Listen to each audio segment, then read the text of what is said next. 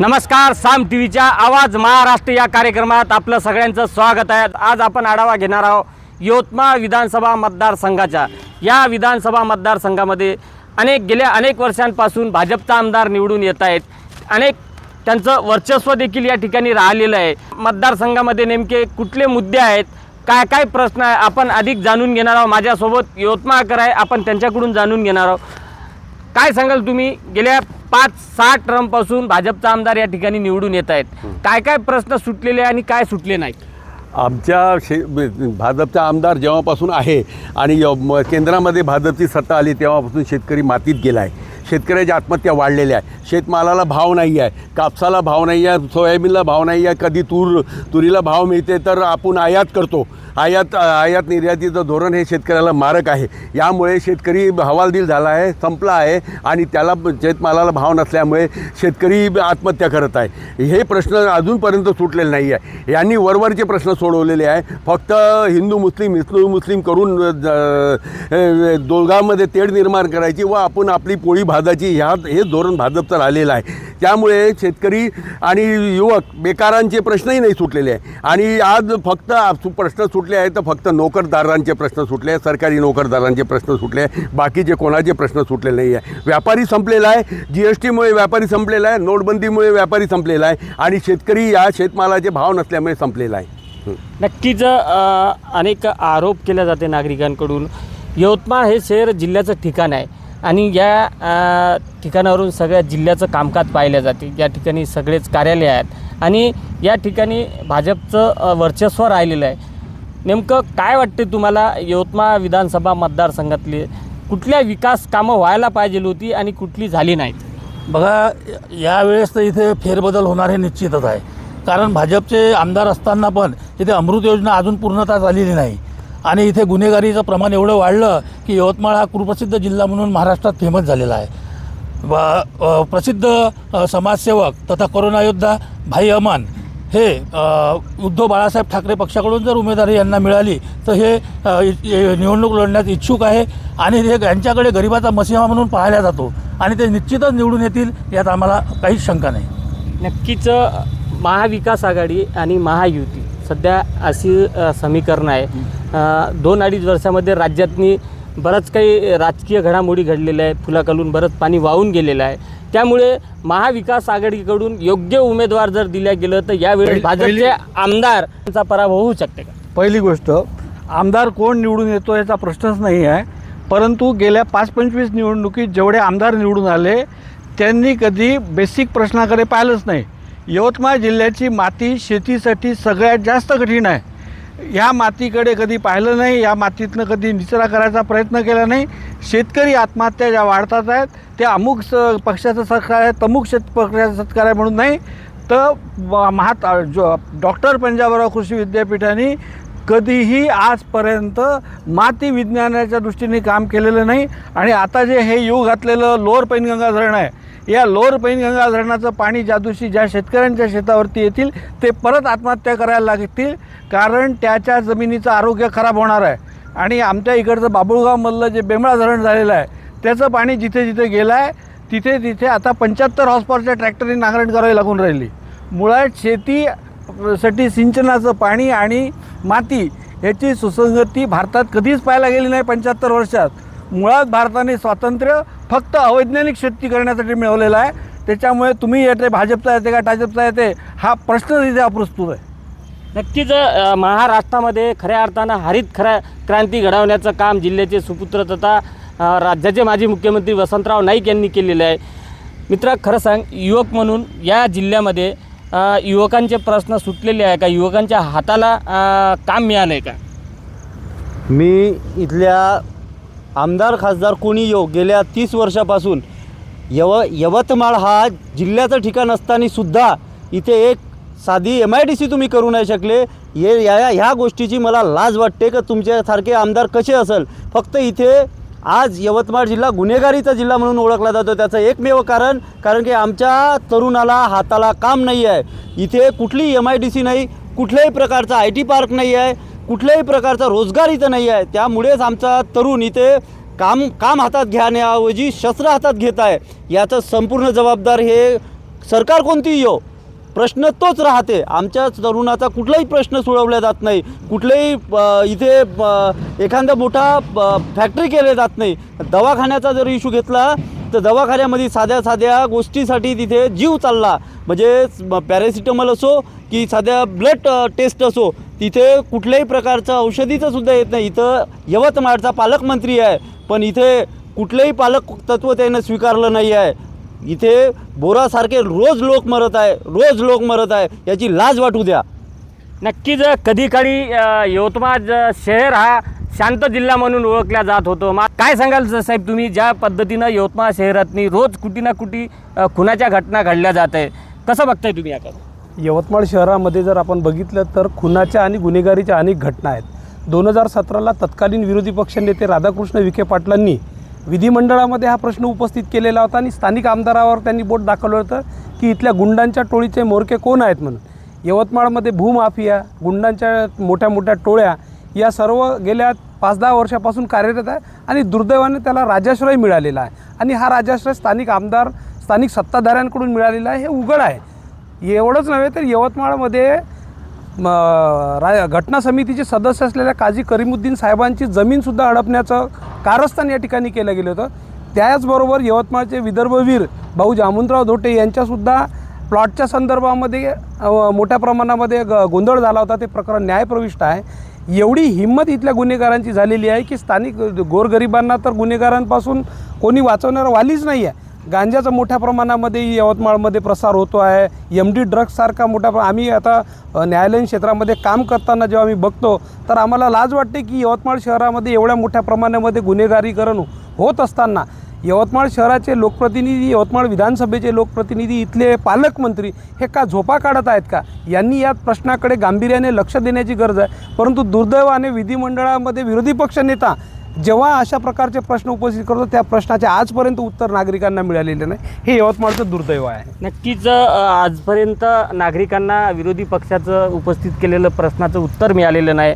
यवतमाळ शहरामध्ये बरेचसे ठिकाणी रस्ते नाही आहे, नाल्या पण भरलेल्या असते, तर नगर परिषद अस्तित्वात असताना देखील त्याकडे दुर्लक्ष केल्या जात असल्याचा आरोप होते. काय सांगाल तुम्ही? यवतमाळ शहर हे एक शहर नसून एक मोठं खेड्याचं सारखं अस्तित्व निर्माण झालेलं आहे आणि याला जर खऱ्या अर्थानं शहराचं स्वरूप द्यायचं असेल तर इथला जो नागरिक, येणारा विस्थापित नागरिक आहे त्याला पाणीपुरवठा व्यवस्थित झाला पाहिजे, रस्ते व्यवस्थितशीर झाले पाहिजे, जेणेकरून बाहेरून येणाऱ्या इंडस्ट्रीला आणि MIDCला पाणीपुरवठा जर निश्चित चांगल्या तऱ्हेने झाला तर इथे टेक्स्टाईल पार्क होण्याची जी घोषणा झाली होती आणि ती विरून गेली होती, तर जसं अमृत योजनेची यांनी घाट घालून 5 वर्ष ही योजना पूर्ण केली नाही, तसं टेक्स्टाईल इंडस्ट्रीचा मेन पाया जो आहे तो पाणी आहे. आणि बेमळा धरण आपल्या 22 किलोमीटरवर आहे आणि ते 22 किलोमीटरवरचं पाणी जर टेक्स्टाईल पार्कसाठी जर आणलं वेगळ्या पद्धतीनं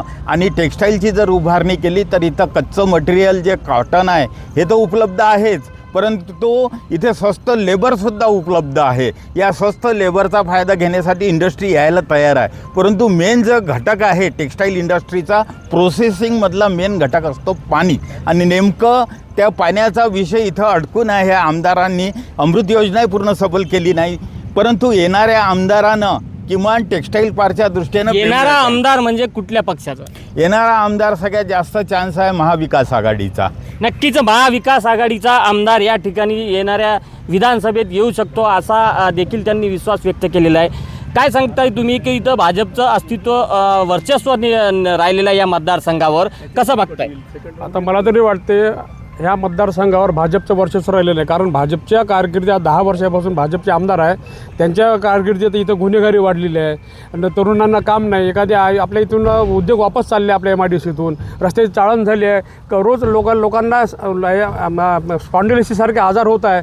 आता नेमके त्यांनी निवडणुका पाहून त्यांनी आता कामं काढले आणि पावसाळ्यात कामं काढली आहेत. लोकांना इतका त्रास होत आहे, लोकांना फेऱ्याने त्या घरी जावं लागत आहे, म्हणजे 2-2 किलोमीटरचा त्यांना फेरा होत आहे. रस्त्यावर गड्डे पडलेले आहे, दिसत नाही. त्या दिवशी एक वैरमात्रा चौकात ते बाई पडली तिथे अक्षरशः ह्याच्यात इथे, त्यामुळे यावर्षी नक्कीच ते आमदार बदलू शकते यावेळेस इथे आणि मी महाविकास आघाडीचा आमदार होऊ शकते. नक्कीच यावेळेस थोडा वेगळी निवडणूक पाहायला मिळणार असल्याचं देखील ते सांगतायत. मित्रा, मला खरं सांग की यवतमाळ विधानसभा मतदारसंघात मागच्या वर्षी पीक विम्याचा विषय गाजला होता. बरेचसे लोकांना 1, 2, 3 रुपये पीक विमा त्यांच्या खात्यात जमा करून एक प्रकारे चेष्टा उडवल्याचं आरोप केला जात होतं. या वर्षी देखील मोठ्या प्रमाणात अतिवृष्टी झालेली आहे, नुकसान झालेलं आहे. तुमचे पंचनामा झाले का? शेतकरी राजा हा छत्रपती शिवाजी महाराजांच्याच राज्यात शेतकरी राजा होता. आज शेतकरी राजा हा नोकर झाल्यासारखा वाटून राहिलेला आहे. कारण शेतकरी हा स्वतःच्या शेतात माल पिकवतो आणि त्याचा भाव हा दुसरे लोक ठरवतात. शेतकरी हा नोकर करण्याचं काम या राज्यकर्त्यांनी केलेलं आहे. यवतमाळ विधानसभेत, यवतमाळ जिल्ह्यात अतिवृष्टी ही खूप प्रमाणात झालेली आहे. आज कित्येक शेतकऱ्यांनी आपल्या शेतात कित्येक वेळा खत टाकूनसुद्धा त्यांची पराठी वाढून नाही राहिलेली आहे. आजच शेतकऱ्यांचं पीक हे 50% आत झालेलं आहे. कोणता आमदार, या विधानसभेचे आमदार कोणत्या तरी बांधावर गेले असावं, आम्हाला दाखवा, फोटो दाखवा. मी शेतकरी पुत्र म्हणून 10,000 रुपये बक्षीस घोषित करतो आणि त्या आमदाराच्या घरी नेऊन देतो. एवढे आमदार इथे यवतमाळ जिल्ह्यात असून एक तरी आमदार किंवा यवतमाळ विधानसभेचे आमदार किती शेतकऱ्यांच्या बांधावर गेलेले हे त्यांनी दाखवून द्यावं. शेतकरी अहवाल दिला गेला आहे. यवतमाळ जिल्ह्यात शेतकरी आत्महत्या वाढून राहिलेल्या आहे. कर्जमाफी ही आवश्यक असून हे सरकार का ब्र काढायला तयार नाही आहे. कित्येक आंदोलनं आम्ही केले, पण शेतकऱ्यावर दुर्लक्ष करण्याचं काम हे राज्यकर्ते करून राहिलेले आहे. यवतमाळ विधानसभेचा प्रश्न असो की राज्याचा प्रश्न असो, आमच्या पीक विमा मागच्या वर्षी 1 आणि 2 रुपये आला. काही शेतकऱ्यांना ज्यांचं सेटिंग होतं त्या शेतकऱ्यांना लाखो रुपये विमा आला आणि ज्या गरिबांचं काहीच नव्हतं त्या शेतकऱ्यांचं पीक वाहून गेलं, खरडून गेलं, त्यांची नापिकी झाली. त्यांना 1 आणि 2 रुपये या शेतकऱ्यांनी पीक विमा दिला. आणि आता पंचनामा व्हायला पाहिजे. कृषी मंत्री कालच स्टेटमेंट दिलं की पंचनामे न करता आपण सरसकट हे देऊ, नुकसान भरपाई देऊ. पण ते कितपत तथ्य ठरते आपण या पुढील काळात बघू. नक्कीच यवतमाळ हा शेतकरी आत्महत्याग्रस्त जिल्हा आहे. त्यातच नागरिकांमध्ये, यवतमाळकरांमध्ये खास करून प्रचंड सरकारविरोधात रोष आपल्याला पाहायला मिळते. मात्र सरकारने अलीकडेच लाडकी बहीण योजना सुरू केलेली आहे. त्याचा कितपत फायदा होणार आहे आपण जाणून घेणार आहोत. मित्र, काय सांगशील, महिलांसाठी खास करून लाडकी बहीण, मुख्यमंत्री माझी लाडकी बहीण योजना सुरू केलेली आहे आणि त्यांच्या खात्यामध्ये 3,000 रुपये देखील टाकण्यात आलेले आहे. याचा फायदा होईल?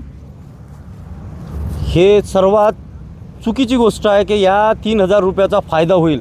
कारण आज त्या माझ्या बहिणीला 3,000 रुपये दिले, पण प्रत्येक गावात मोदी आवास योजना आणि घरकुलची योजना पडीत पाडली. फक्त 15,000 रुपये दिले आहे आणि आमच्या गरीब लोकांना ते आपलं घर काढून टाकलं बांधासाठी. आणि अजूनही कुठलीही या मार्फत कुठलेही ते पुढचा घरकुलाचा चेक आला नाही आहे. त्याच्यानं ग्रामीण विभागात एवढी अशांतता आहे. कारण की राहायला घर नाही, रेग्युलर पाणी आहे आणि घर जवळ पण पैसा नाही. कारण पैसा याच्यासाठी नाही का पूर्ण शेतीला लावला आहे. आणि या 3,000 रुपयात जर तुम्ही हे समजत असाल का आम्ही महिलाला खुश करून आम्ही आमचं राज्य काढू शकतो, तर हे सर्वात महत्त्वाचं म्हणजे हे चुकीची हे आहे. नक्कीच ह्या यवतमाळ शहरामध्ये नेमका तुम्ही एक नागरिक म्हणून नेमका तुम्हाला कोणत्या अडचणीचा सामना करावा लागतो? यवतमाळ शहरामध्ये सगळ्यात मुख्य प्रश्न आहे पाण्याचा आणि रस्त्यांचा.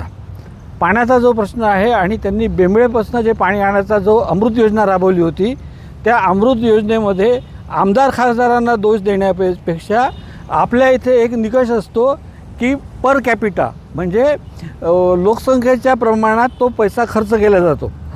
आपल्या शहराची लोकसंख्या कमी असल्यामुळे त्या जीवन प्राधिकरणाच्या इंजिनियरनी कमी गुणवत्तेचे पाईप डिझाईन केले. त्याच्यामुळे ते पाईपलाईन तडातड फुटून राहिले.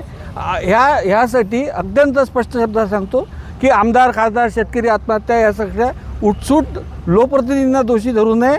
काहीतरी माध्यमांनी सुद्धा त्यातनं वैज्ञानिक दृष्टिकोनातून अभ्यास करावा अशी माझी नक्कीच अभ्यास करावा असा देखील त्यांची एक मागणी आहे. आज रोजी महाविकास आघाडी वर्सेस महायुती असा सामना राज्यात रंगला जातोय आणि यवतमाळमध्ये जर महाविकास आघाडी वर्सेस महायुती असं जर सामना रंगला तर त्यात महाविकास आघाडीकडून नेमका कोणाला पसंती असेल? बघा, महाविकास आघाडीला तर यवतमाळात खूप पसंती आहे. नुकत्याच झालेल्या लोकसभेच्या रिझल्टमध्ये आपण बघू शकता की महाविकास आघाडीचे खासदार संजूभाऊ देशमुख निवडून आलेले आहे आणि पोषक वातावरण असं महाविकास आघाडीला आहे. त्यामुळे महाविकास आघाडीला कोणाला पण सीट सुटो, ती काँग्रेसला सुटो किंवा शिवसेना उद्धव बाळासाहेब गटाला सुटो, ज्यांना पण सुटेल महाविकास आघाडीची सीट ही 100% निवडून येईल, यात काहीच शंका नाही. महाविकास आघाडीची सीट निवडून येईल असं सांगितलं जाते आणि इथे भाजपचे आमदार ज्येष्ठ नेते राहिलेले आहे, गेल्या अनेक टर्मपासून ते आमदार राहिलेले आहे. त्यांच्यावर बरेचसे काम केल्याचं देखील लोकांचं म्हणणं आहे. नेमकं तुम्हाला काय वाटते? नाही, लोकांचं तर सरळ डायरेक्ट म्हणतात की लोक हे प्रत्येक कामामध्ये पार्टनर आहे. या म्हणजे युतीचे आमदार जे आहे आता सध्याचे ते प्रत्येक कामामध्ये पार्टनर आहे. अमृत योजना असो, सडक असो, सिमेंट रोड असो, नाली असो, याच्यामध्ये प्रत्येक याच्यामध्ये पार्टनर आहे ते.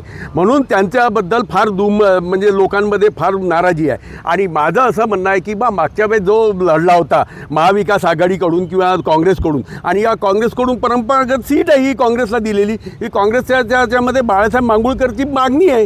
मी काही नाव सुचवत नाही, परंतु त्याची मागणी आहे आणि त्याचे लोक नेता म्हणून त्याला लोक लाईक करून राहिले आहे. तर म्हणून तो जर उभा राहिला तो चांगल्या मताने निवडून येऊ शकतो. आणि दुसरं एक असं की आज आपण जे लाडकी बहीण योजनेमध्ये तुम्ही 1,500 रुपयाचं म्हटलं आहे, परंतु आमच्या दाजीचे तिच्या नवऱ्याचे पूर्ण सोयाबीनमध्ये तुम्ही 30,000 रुपये काढून घेतले. 15 क्विंटल जर कापूस सोयाबीन पिकत असाल मिनिमम 3 एकरमध्ये, तर त्याला 2,000चा भाव कमी दिला, 6,000 साडेसहा रुपये भेटायला पाहिजे.